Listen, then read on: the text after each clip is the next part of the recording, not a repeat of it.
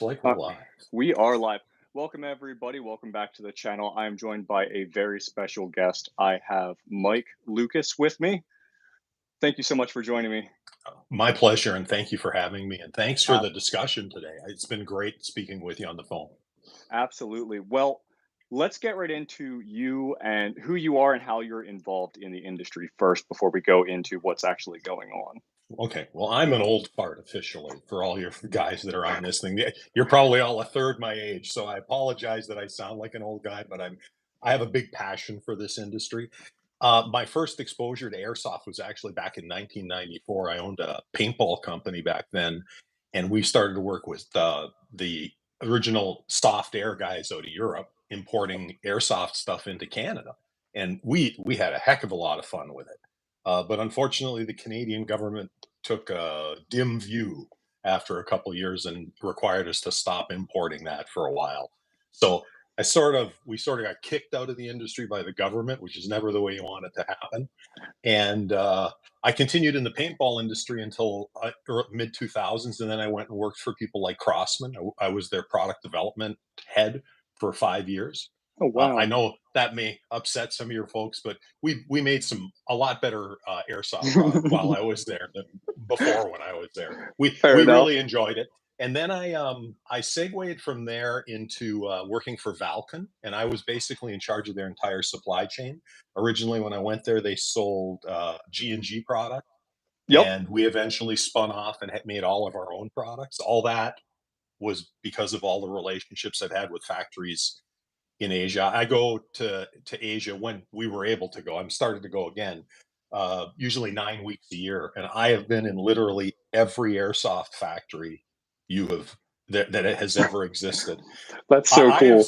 I have seen shit that people would just not believe. In the when the airsoft got like China ran into problems with airsoft, the government clamped down on the manufacturing, and in about 2007, we were going from factory to factory, and we had to make all our visits at night because the government was looking for the factories. And you used to Yeah. go in the back of this great big factory, come into a room, and it was like a Mission Impossible thing. It's like a room with a bunch of girls working, and the guy goes to the back wall, knocks on it, and a big panel opens up, and there's this giant showroom full of airsoft stuff on the other side. It's absolutely wild. That is I the felt like a coolest thing. spy. So, That is so so cool. so that's just some fun stuff to talk about. But I love airsoft, and in around 2009 or eight, I was involved with paintball with ASTM and Hmm. airsoft. The airsoft industry came to ASTM looking to start standards. It was a very heartfelt attempt on the industry's the manufacturers and the consumers in the industry. They wanted standards so that they could say that the quality of their products were great and that the safety was being looked after. So I helped get that established, and I ended up somehow becoming the chairman of that subcommittee throughout that after a Oh few my. years. So that's what I do now. My major thing with airsoft is helping with the standards, informing people. I get calls from all sorts of people asking questions about airsoft all the time, and I'm more than happy to answer those. I do play occasionally, and I still do love the game. I'm not as fast as I was never fast. I'm a little too bulky to be fast, but I love playing, and I love developing product for the industry. I've since left Valken, and now I work in the public safety side of business. So I work for like the people that make the pepper ball stuff and all Hmm. that, the actual Okay. pepper ball company. So we Okay. support law enforcement providing less than lethal solutions so that less people get hurt, in those Absolutely. interactions with police. So I have fell into this industry like the paintball thing and air Hmm. guns and all that in 88, and I have not worked a day since in my mind. That's I can't so believe great. people You're so pay me to do lucky. what I do. So I love what I do, and I love this industry, and I want all the people listening to know that I'm not a I don't panic. I think things through pretty carefully. Hmm. And the reason I put out the notice I did yesterday night was I have a huge concern about some things that have happened with regarding the regulation and control of airsoft products, or potentially the control of airsoft products that's changed since last year. And we need everybody's help right now to stand up and be counted. Okay. Okay. We need to make the government understand, and in particular the Consumer Product Safety Commission, which I'll refer to as the CPSC after this, know that there's a lot of people that care about this, and they're not going to get rolled over like a steamroller, which they sometimes do in their efforts. So here's what happened. I'm involved in the Airsoft Committee, the Paintball Committee, and I'm also involved in a thing called Non-Powder Firearms. That's your traditional air guns. Okay. Everything that's been done in paintball and airsoft comes from that non-powder firearms thing because it's existed since I think it's late 1970s, and it has the standards that everybody has built everything else on. Okay, because they did all the work preliminarily. Now we've expanded what we've done to suit the industry better. Hmm. So, but they're the grandpas of the industry, and when we always stay closely connected. And because I worked in the air gun industry and the paintball and the airsoft, I'm sort of a unique guy. I can move between all three, and I Hmm. know everybody. I'm lucky. Know all these great guys that You are are. passionate about all these things, and it's fantastic to work with them. So every year at SHOT Show, that subcommittee meets to talk about what needs to be done in the standards, what needs to be updated, because everything has to be updated every so often. So at that meeting, the Consumer Product Safety Commission joined, which is not unusual. They some years they're there, some years they're not, but they joined virtually and advised us that there was a change in regulation coming regarding the management of this of category as far as the oversight. Now, up till from 1988 or so till now, the airsoft and what they call imitation firearms, which I hate that definition, Me okay, because too. it doesn't really apply to an airsoft gun in my mind because it's a purpose-built device for a reason. Um, so that was switching from Department of Commerce with the CPSC as a backup. So the Department of Commerce was giving it up, and CPSC was going to take it over because it was felt that they could handle it better. Now, that was a politically motivated thing by a bunch of senators out of New York who have a real dislike for air guns, airsoft, and anything that looks like a real gun that isn't a gun. They also hate guns too, but that's another whole different story. Right. So they had started something back in 2019 at the end of the year, and unfortunately, due to COVID, all of their efforts went to naught because nothing could happen during that time. And I think a lot of what we're seeing with this change is motivated by these people just beating on the CPSC to do something, to try and control this stuff better. And their idea of controlling it, believe me, is you'll be walking around with clown guns that look like something out of a horror movie, would be Hmm. what you will get, if you can get them at all. That's my bigger concern. So we were told, oh, this is going to happen, and it's going to be business as usual. They really actually told us that. We have a letter that says that. Okay. And what happened then on the 11th of this month, in May, excuse me, 11th of last month, May, there was a publication in the Federal Register, and I've sent you the link to this so you can Yep. post it in this thing. And when you read this, the initial read, it doesn't read too bad. It's long, and I apologize. I asked your folks to read it. The most important and meat and potatoes part of it is under certification and effective date. So there's a couple ways the CPSC and government bodies can put legislation into effect now. There's the old way where you put it forward and it has to go through a lot of discussion and then it becomes the legislation. The new way, which is the one they like, is, oh, hey, we'll publish this in the Federal Register, which nobody regularly reads, except people like me and a few people at the ASTM who sent me this. It missed all my searches. ASTM sent me this and said, hey, Mike, you should read this. This is kind of I'm weird. so glad you caught that. Yeah. So am I. I wish we would have caught it a couple of weeks earlier. So we got told about it Monday, and we sent it. I sort of circled a bunch of people I know. I talked to the folks in the air gun, talked to a bunch in the airsoft, and a bunch in the paintball. Thankfully, the air gun guys have some legal resources. And what they did is they sent it to their lawyer, a guy named Steve Danicus, who is the wizard of everything to do with anything to do with this kind of stuff in the world. He is the lawyer to use. And Nice. he did an analysis, and he came back very concerned from a number of points.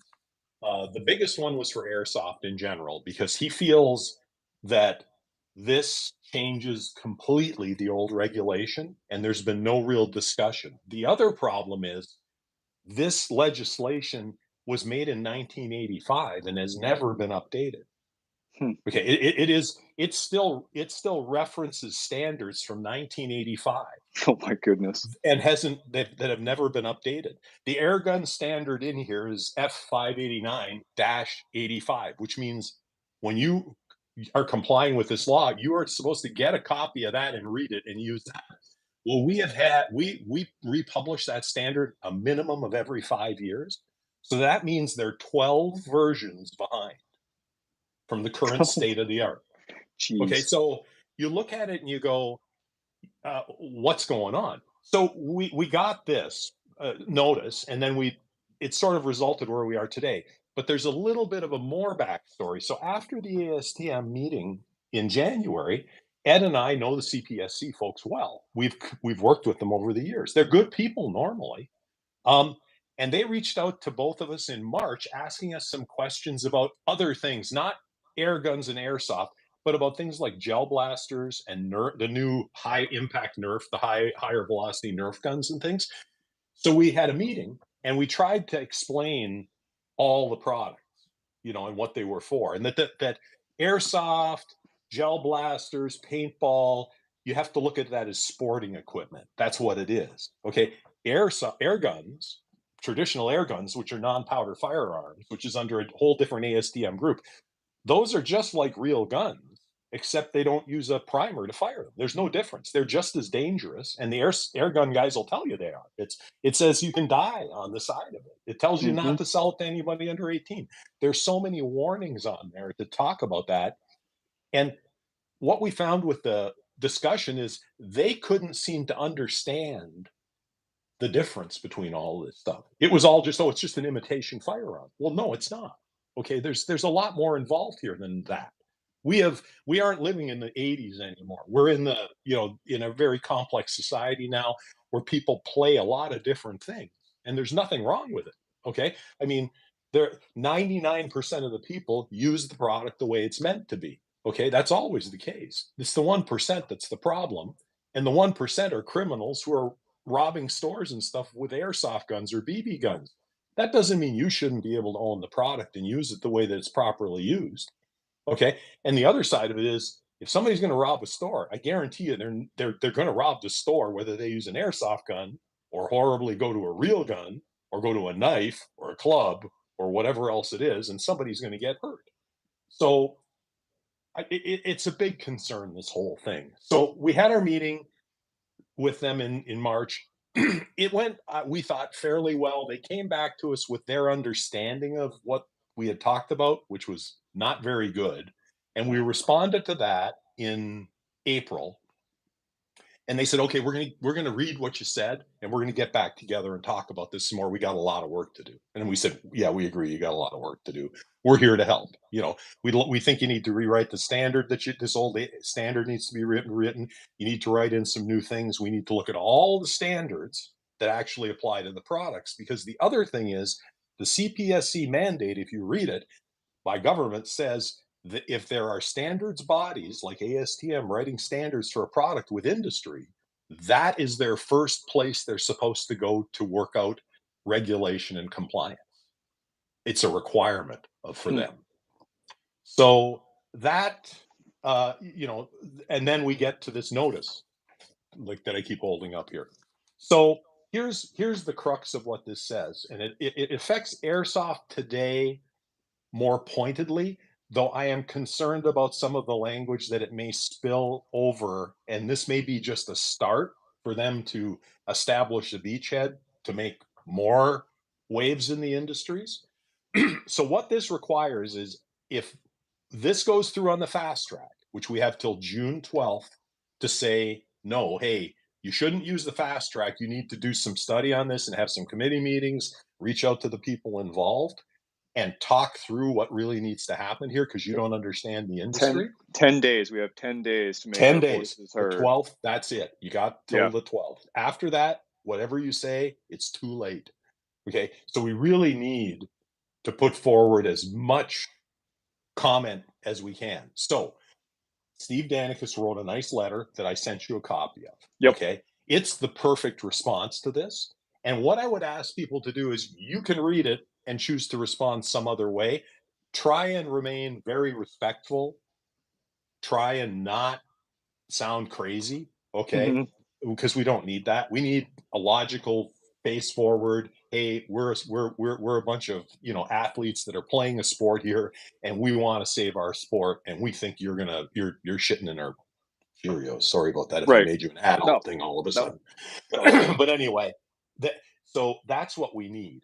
So what I've sent you is the link that you can read this publication in. Okay.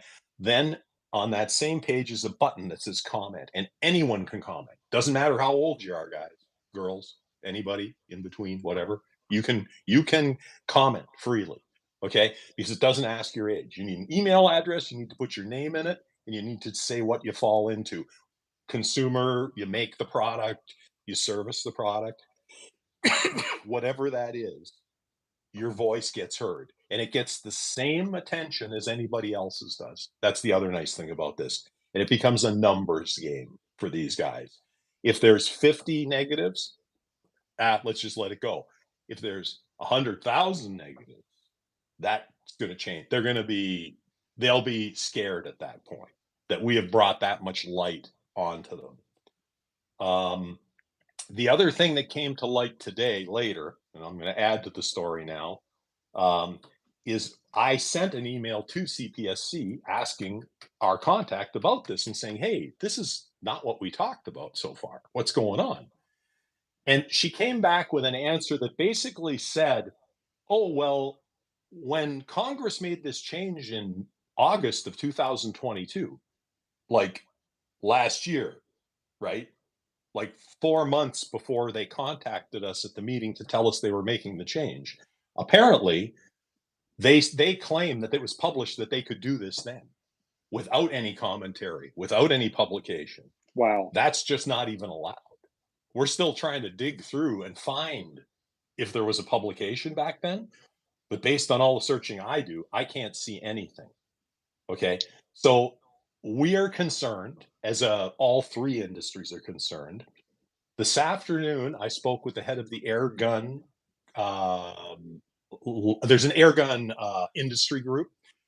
They sort of were on the fence about what they wanted to do, and this afternoon they agreed that we just need numbers. So they have committed as well to push out on their platforms that people should vote negatively again, like comment negatively. I will be reaching out to the paintball folks over the weekend. I haven't done them yet. I know them well too. I'm going to send to all them and get as many of them involved in this as well. My goal is to have 100,000 negative in 10 days. It's a big number. I don't know if we can do it, but I'm hopeful that I know the airsoft people are always passionate. They love this sport. And I encourage them to talk to all their friends. It takes you 5 minutes of your life to comment. Okay. Very simple. Okay. There's no complication. It's easy. Please make a comment that you're not for this, that it should be looked at more closely. If you use the pre-done version we have, fine. If somebody else wants to take our version and simplify it, make it a little shorter and publish it out, I'd encourage you to do that. You can share. I sent you my, I think you've got the original email I sent, right? I have it. You can, if anybody asks for it, please send it to them the way it is. Will do. They may share it anywhere in the world as far as I'm concerned. And I am happy to help in any way over the next 10 days in this. I will make my time available. What is whatever it takes. Two questions. A good way to contact you. The best way is email. I'd really prefer that. That makes it easier. So it's and I haven't again been around a long time. My email address is mikelukas@hotmail.com. And you don't get an email address like that anymore. Right. So I had that one for a lot of years. So you can reach me there. You can also text me. Okay. Try not to call. If it's really important, I'll take calls. My cell number is 226-700-3392. Okay. Text me. I will get back to you. I promise. I answer every inquiry I get. Um, you can also get me through Facebook Messenger. I don't know if my Facebook account comes up with this, but you can get that. I think you can use that across. It'll cross pollinate across from YouTube Okay. to Facebook as well. But I'm available on there. Look me up. It's Michael Lucas at Facebook. Okay. It's easy to find. What? I am a Canadian. Okay, so I'm overly polite too. So Okay. if I Fair say enough. a or something every once in a while, I apologize. But Fair enough. what? I'm sorry. I've taken a little longer than I thought I would, and I hope I covered it the way you wanted it because Absolutely. I think we've brought it down to a nice, easy to understand level. How else could I help you guys? What else What should I be doing? I guess. Well, what is at stake? What exactly are they looking currently to potentially change? I know reading Oh, through okay. everything that I read through, I know that was I got questions from other people. I've got a few Yeah. other friends in the industry that were asking. What the regulation really calls is first of all, it's very poorly defined as what is acceptable and was not acceptable in the future. The Okay. second thing is the way they put it is airsoft guns basically require to have a general compliance certification for every air gun or every airsoft gun, and it has to be done by a third party laboratory before the product's shipped, made, or sold. So basically, and that would take place on the 26th of June, would be in effect. So the trouble is, because everything's so ill-defined, it isn't the CPSC that makes the determination or tries to interpret the rule. It's guys like Canada, like Border Protection, okay, like your customs guys. It's like policemen, okay, on the street trying to determine if, well, is this a legal thing and what is it proper? Should it be here or should I just? It becomes a really squirrely, undefined thing that nobody knows the definition. And when nobody knows the definition, they always err on the side of caution because nobody wants to make a mistake. So commercially, it's a disaster for manufacturers, especially people that have product on the ocean. And the normal lead time for containers on the ocean, I'll tell you, is 90 days. So people have 3 months of product coming this way, right? And they all need certificates, which they have to get before they ship it. So how do you make even that work? Hmm. So it's just very what you could see is the supply of product drying up very fast or customs seizing product and holding it until they get clarification. So it's a supply issue for the long term, which could eventually choke the supply of product down to nothing but the cheapest, like kiddish toy like stuff as fast as they could implement it. That's what I see could happen. Hmm. That's interesting. So the stuff that's on the shelves now, what could potentially happen? Everything that's out. Well, the stuff on the shelves would depend on the local police more than anything else. In certain states where they, like New York and places like that, where they can go kind of crazy, or New Jersey, they could walk into a store and literally strip the shelves and tell them they can't sell it anymore. Prove that That's you've got a certificate, or stop selling it. So the certificate would then come from the third party, correct? So this third party lab would issue a certificate based on the individual product, not necessarily airsoft in a whole. It would be each No, individual it's product. every product has to be assessed every time it's made. So every batch, you have to pay somebody to certify. And the certification groups have to be approved by the CPSC. Do they even exist yet? Does Not that I so can find. so if this passes, because they're fast tracking Yeah. from my understanding, they're fast tracking it. They don't really care. I mean, that could bring the entire industry to a screeching halt. I mean, I'm not trying It to. could. Yeah, no, I'm not trying to be alarmist either, but if they did it as a black and white switch on the 26th, right now, there are people that I've talked to that said, "Well, what does this mean to all the product, the millions of dollars of product I have inbound?" Well, you're reading the law the same way I am. They can just basically the customs guys can say, "Where's your certificate? If you don't have it, I'm sorry, you can't bring that in the country." Oh my Or gosh! yeah, it's a huge commercial risk to a lot of people. Now, it would be unusual for them to do that fast. They will take a time Right. to let it to peter in or to come Hmm. on. But the point is, this is because it's so poorly put together, this Hmm. legislation, and it's so old, it needs to be updated. They need to do they need to do their job correctly is what it Yeah, comes down to. They need to go back to square one, take what they've got, update it, get the inputs that they need, because that's what happened the last time this law was created.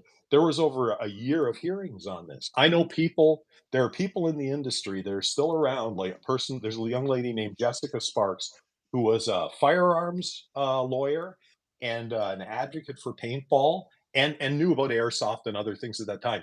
She was involved with this writing of this initial law, and it took them over a year, and she fought tooth and nail. She was a little tiger in this whole thing. Now nice. Jessica is still around, not as involved. She's getting older, and she's given up her legal practice these days. But she read through this right now and is doing an assessment for me as well, because we're just friends. We've known each other for a long time, Okay. and she has some concerns already about it. She's more concerned about why the changes have been made and why they're happening so fast. Because she looks at it from a political standpoint Mhm. more. Because she says it's 90% political, 10% about being good for the consumer. That's Okay. really the way this happens. So, Now, I wasn't gonna read questions too much, but I saw someone did bring up a really good question. sure. What potentially could happen, and this is all hypothetical, of course, Mhm. to the airsoft replicas that people already own? Now that's a good question, and I can't answer that for I sure. figured. Again, Right. this applies primarily to new product. However, okay, if they shut the industry down from one side, okay, selling anything that you own is going to be a problematic thing, Right. because it's the rules still apply to that. So that would become more a local policing issue if, let's say, you were playing at a field with a bunch of your buddies, or at a place that's just a private field that you use yourself. The Mhm. police could come in and take everything you've got, saying, "Hey, this stuff is illegal. See this law? Do you have some sort of thing that tells these things are approved and are compliant?" Because remember, all the data that comes in, all those compliance certificates are filed with the CPSC. So they have a log of all the product. So if the product isn't on the approved list, technically it's illegal, Yeah, right? that's And again, this is around this imitation firearms thing that everybody likes, replica firearms and things like that, mhm. which again doesn't apply to this product properly. It doesn't apply to paintball. It doesn't apply to airsoft. It does not apply to air guns. There's actually some interesting rhetoric coming from some of the discussions outside this from various government groups about, oh well, all these air guns that look like real guns, we should really call those replicas. They should be real air gun, like, and we should maybe make you apply the toy standards to that. That would be the other thing they could do, is try and force airsoft into toys. That's what I was And if they afraid do of. that, that's a disaster, because then basically nothing will shoot more than like a pop gun does now. And then they You would won't be able obviously to. color the gun Oh sort of yeah, like kinda like what they started clown doing. guns, Yeah. for everybody, right? So They'll have you potentially wearing. we're safe right now with the We are orange today. tip. Okay, so Yeah, today we're safe with just the orange tip, and the guns would look the same. We wouldn't be changing any of that stuff. that's right. That's the. However, However, this whole thing leads down to that same issue, is that we went through some change. Like, again, I'm sorry to give you back history. In the airgun industry, when this thing came up in 2020 with the senators that were pressuring airgun to be I like remember that. Yeah. pressuring the Department of Justice, to pressuring the Department of Commerce, and pressuring the CPSC. CPSC came to the meetings and said, "What's this all about?" And we go, "Well, we don't think these guys really understand the product." And we went through a long process of trying to come up with some solutions to make it more palatable for them.